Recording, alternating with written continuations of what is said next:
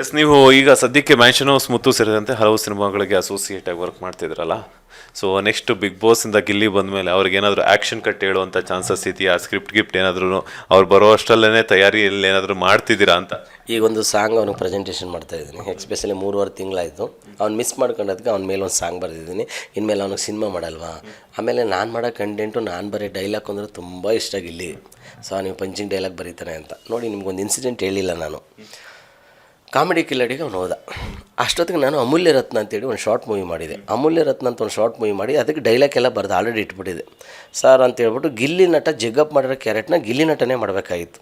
ಆ ಗಿಲ್ಲಿ ನಟ ಆವಾಗ ಬರಲಿಲ್ಲ. ಸ್ಕ್ರಿಪ್ಟ್ನ ಓದಿ ಸರ್ ಅಂತ ಕೊಟ್ಟೆ. ಅಲ್ಲಿ ಒಂದು ಲಾಸ್ಟ್ ಕ್ಲೈಮ್ಯಾಕ್ಸಲ್ಲಿ ಒಂದು ಇನ್ಸಿಡೆಂಟ್ ಬರೆದಿಟ್ಟಿದ್ದೆ, ಈ ಡೈಲಾಗ್ ಇಲ್ಲಿ ಹೇಳ್ಬೇಕು ಗಿಲ್ಲಿ ಅಂತ. ಯಾಕಂದರೆ ಅದು ಮನೆ ಮನೆ ಮಾತಾಗುತ್ತಂತ ನನಗೆ ಗೊತ್ತಿದ್ದು. ನನಗೆ ಅದೇ ಡೈಲಾಗು, ಜಾತಿ ಪ್ರೀಸೋನ್ ರಾಜಕಾರಣಿ ಆಗ್ತಾನೆ, ಜನರನ್ನ ಪ್ರೀಸೋನ್ ರಾಜ್ಕುಮಾರ್ ಆಯ್ತಾನೆ ಅಂತ ಬರೆದಿದ್ದೆ. ಇವನೇನು ಮಾಡ್ಬಿಟ್ಟ, ಡೈಲಾಗ್ ಎಲ್ಲ ಓದ್ಕೊಂಡಿದ್ದಾನೆ. ಓದ್ಕೊಂಡು ಸೀದಾ ಹೋಗಿ ಕಾಮಿಡಿ ಕಿಲ್ಲಾಡಿಗಳಲ್ಲಿ ಸ್ಟೇಜ್ ಮೇಲೆ ಹೇಳ್ಬಿಟ್ಟು ಬಂದ್ಬಿಟ್ಟವ್ರೆ. ಆಗ ಜಗ್ಗಣ್ಣ ಕೇಳ್ತಾರೆ, ಈ ಡೈಲಾಗ್ ಎಲ್ಲ ನೀನು ಬರೆದಿದ್ದಿಲ್ಲಪ್ಪ, ಹೆಂಗೆ ಬಂತು ಅಂತ. ಇದಾದಮೇಲೆ ನೆಕ್ಸ್ಟು ಬಹುಶಃ ಅದು ಯಾವ ಲೆವೆಲ್ ಪೀಕ್ ಹೋಯ್ತು ಅಂದ್ರೆ ಒಂದು 8 ರಿಂದ 10 ಲಕ್ಷ ಜನ ರೀಲ್ಸ್ ಮಾಡಿರ್ಬೇಕು ಆ ಡೈಲಾಗ್. ಅದಷ್ಟೇ ಡೈಲಾಗ್ ಅವನು ಆ ಪಂಚಲ್ಲಿ ಹೇಳಿದೆ. ಬಟ್ ಆ ಡೈಲಾಗ್ನ ಬೇರೆಯವ್ರು ಹೇಳಿದ್ರೆ ಆ ಥರ ರೀಚ್ ಆಗ್ತೈತೆ ಇಲ್ವೋ ಗೊತ್ತಿಲ್ಲ. ಗಿಲ್ಲಿ ಹೇಳಿದ್ಮೇಲೆ ಹೆವಿ ರೀಚ್ ಆಗೋಯ್ತು. ಆ ಸ್ಟೇಜಲ್ಲಿ ನಾನು ವೀಡಿಯೋ ನೋಡ್ತಾ ಇದ್ದೀನಿ. ಸ್ಟೇಜ್ ಮೇಲೆ ಬಂದು, ಸರ್ ಈ ಥರ ನಿನಗೆ ರಾಜಕಾರಣಿಯಾಗ ಯೋಗ ಐತೆ, ನೀನು ರಾಜಕೀಯಕ್ಕೆ ಹೋಗ್ಬಿಡು ಅಂತ ಅವ್ನು ಹೇಳ್ತಾನೆ.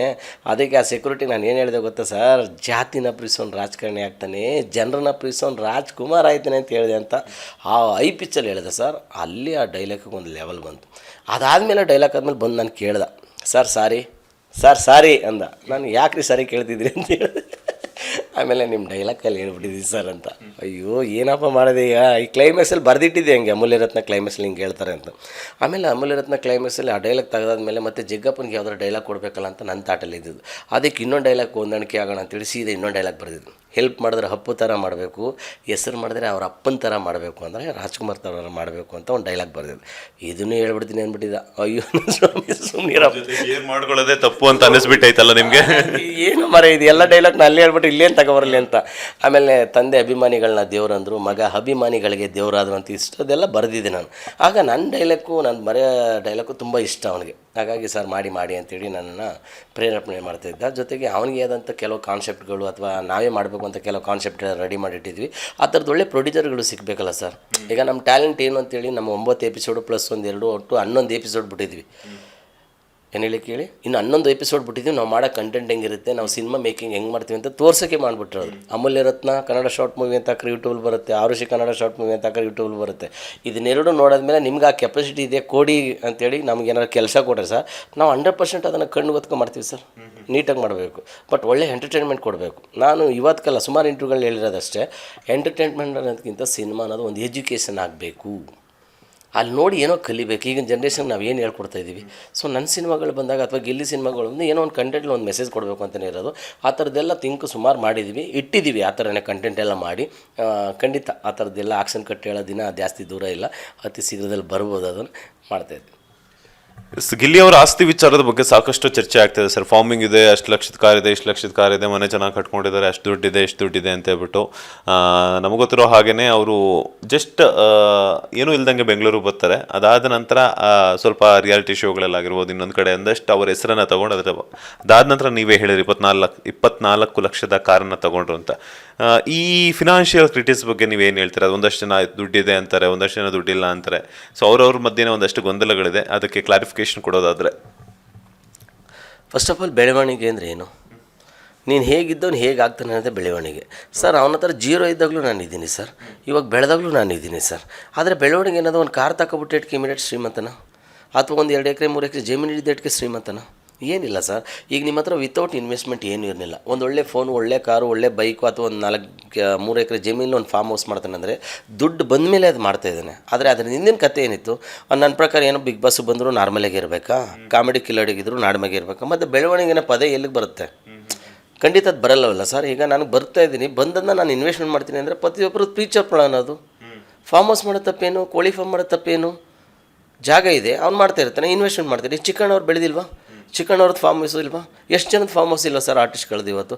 ಅದೇ ಬೆಳವಣಿಗೆ ಅದಷ್ಟೇ. ಹಂಗಾಗಿ ಅವನ ಹತ್ರ ಕಾರ್ ಇದೆ, ಅದು ಹಂಗಿದೆ ಹಿಂಗಿದೆ ಅಂತ ಇಲ್ಲ, ಅವನು ಅದಕ್ಕೆ ಎಫರ್ಟ್ ಆಗ್ತಾ ಇದ್ದಾನೆ. ಎಲ್ಲರೂ ಕೆಪಾಸಿಟಿ ಇದ್ದವ್ರು ಎಲ್ಲರೂ ಹತ್ರ ಬೆಳೆಯೋಕ್ಕಾಗುತ್ತಾ? ಗಿಲ್ಲಿ ನಟ ಒಂದು ಬ್ರ್ಯಾಂಡು, ಅದೊಂದೇ ಬ್ರ್ಯಾಂಡ್ ಇರೋದು, ಬೇರೆ ನಟ ಇನ್ನು ಯಾವುದೇ ಬ್ರ್ಯಾಂಡ್ ಇಲ್ಲ. ಹಂಗಾಗಿ ಆ ಥರದ್ದು ಕೆಲಸ ಮಾಡ್ತಿದ್ದೆ ಅಂದರೆ ನನಗೆ ತುಂಬ ಖುಷಿ. ಎಕ್ಸ್ಪೆಷಲಿ ಅದನ್ನೆಲ್ಲ ನಾವು ಮಾತಾಡ್ತಿದ್ವಿ. ಎಸ್, ಫೈನಲಿ ಕನ್ನಡಿಗರು ಸಾಕಷ್ಟು ಇಷ್ಟಪಡ್ತಾ ಇದ್ದಾರೆ. ನೀವು ಕೂಡ ಸಾಕಷ್ಟು ಸಿನಿಮಾಗಳಲ್ಲಾಗಿರ್ಬೋದು, ಸಾಕಷ್ಟು ಪ್ರಾಜೆಕ್ಟ್ಗಳಲ್ಲಿ ಕೆಲಸ ಮಾಡ್ತೀರಾ, ಬ್ಯುಸಿಯಾಗಿದ್ದೀರಾ. ಸೊ ಯಾವಾಗ ನೋಡಬಹುದು ನಿಮ್ಮಿಬ್ಬರ ಕಾಂಬಿನೇಷನ್ ಸಿನಿಮಾ? ಆ್ಯಂಡ್ ಹಾಗೆಯೇ ಕರ್ನಾಟಕದ ಜನತೆಗೆ ಗಿಲ್ಲಿ ಅವರಿಗೆ ಏನಂತ ಹೇಳೋಕ್ಕೆ ಇಷ್ಟಪಡ್ತಿದ್ದೀರಾ? ಗಿಲ್ಲಿಗೆ ನಾನು ಹೇಳೋಕ್ಕೆ ಇಷ್ಟಪಡೋದು, ಎಲ್ಲರಿಗೂ ಸಪೋರ್ಟ್ ಮಾಡಿ ಬಿಗ್ ಬಾಸಲ್ಲಿ. ಗಿಲ್ಲಿಗೆ ಸ್ವಲ್ಪ ಜಾಸ್ತಿ ಮಾಡಿ ಅಂತ ಹೇಳ್ತೀನಿ. ಯಾಕಂದರೆ ಗಿಲ್ಲಿ ನೋವು ನಲಿವಿ ಪ್ರತಿಯೊಂದು ಹೆಜ್ಜೆದಲ್ಲೂ ನಾನು ಇದ್ದೀನಿ ಸರ್ ಅವನ ಹಿಂದೆ. ಹಾಗಾಗಿ ಅವನು ಒಂದೊಂದು ಟೈಮಲ್ಲಿ ಊಟಕ್ಕೂ ಕಷ್ಟಪಟ್ಟಿರೋದು ದಿನ ನೋಡಿದ್ದೀನಿ. ಹಾಗಾಗಿ ಗಿಲ್ಲಿ ಗೆಲ್ಲಬೇಕು. ಯಾಕಂದರೆ ಅಲ್ಲಿರೋ ಕಂಟೆಂಟ್ಸಲ್ಲಿ ಗಿಲ್ಲಿ ಸ್ವಲ್ಪ ಜೀರೋಯಿಂದ ಬಂದಿರೋನು ಸರ್, ನಾನು ಅಂದ್ಕೊಂಡಿದ್ದು ಅದನ್ನು ನೋಡಿದ್ದೀನಿ.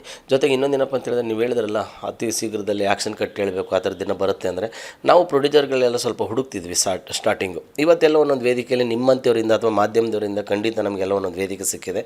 ನಾವು ನಮ್ಮ ಒಂದು ಡ್ರೀಮ್ಸ್ ಏನಿದೆ ಅದನ್ನು ಶೇರ್ ಮಾಡ್ತಾಯಿದ್ದೀವಿ. ಆ ಥರದ್ದೆಲ್ಲ ಪ್ರೊಡ್ಯೂಸರ್ಗಳು ಏನಾರು ಅಕಸ್ಮಾತ್ ನಮ್ಮನ್ನು ಸ್ವಲ್ಪ ಒಂದು ಅವಕಾಶಗಳು ಕೊಟ್ಟರೆ ಅವ್ರು ಮೆಚ್ಚುವಂಥ ಸಿನಿಮಾಗಳನ್ನೇ ಮಾಡ್ತೀವಿ ಸರ್. ಅದು ನಾವು ಬಂದಿದ್ದೀವಿ, ನಾವು ಪ್ರತಿ ಒಂದೊಂದು ಹೆಜ್ಜೆನೂ ಕಷ್ಟಪಟ್ಟೆ ಬಂದಿರೋದ್ರಿಂದ ನಮಗೆ ಸಾಕಷ್ಟು ಅನುಭವಗಳಿದೆ ಇಂಡಸ್ಟ್ರಿ ಒಳಗಡೆ. ಅದನ್ನು ನಾವು ಪರದೆ ಮೇಲೆ ನೋಡಬೇಕು ಅಥವಾ ಪರದೆ ಮೇಲೆ ತೋರಿಸ್ಬೇಕು ಅನ್ನೋದೊಂದು ಆಸೆ ಇದೆ. ಅದನ್ನು ತೋರಿಸ್ತೀವಿ ಸರ್ ಅತಿ ಶೀಘ್ರದಲ್ಲಿ. ಸೊ ಬಿಗ್ ಬಾಸಲ್ಲಿ ಅತಿ ಹೆಚ್ಚಾಗಿ ಗಿಲ್ಲಿಗೆ ಸಪೋರ್ಟ್ ಮಾಡಿ ಅಂತ ನಾನು ಮತ್ತೆ ಒಂದು ಸರಿ ಕೇಳ್ತಿದ್ದೀನಿ. ಬೇರೆಗೂ ಸಪೋರ್ಟ್ ಮಾಡಿ, ಗಿಲ್ಲಿಗೆ ಸ್ವಲ್ಪ ಇನ್ನೂ ಸ್ವಲ್ಪ ಜಾಸ್ತಿ ಮಾಡಿ. Thank you so much. ಸಾಕಷ್ಟು ವಿಚಾರಗಳನ್ನು ತಿಳಿಸ್ಕೊಟ್ರಿ, ಗಿಲ್ಲಿ ಅವ್ರ ಬಗ್ಗೆ ಆಗಿರ್ಬೋದು, ನಿಮ್ಮ ಪ್ರಾಜೆಕ್ಟ್ಗಳ ಬಗ್ಗೆ ಆಗಿರ್ಬೋದು, ಮುಂದಿನ ಏನು ಮಾಡಬಹುದು ಅನ್ನುವಂಥ ಒಂದಷ್ಟು ವಿಚಾರಗಳನ್ನು.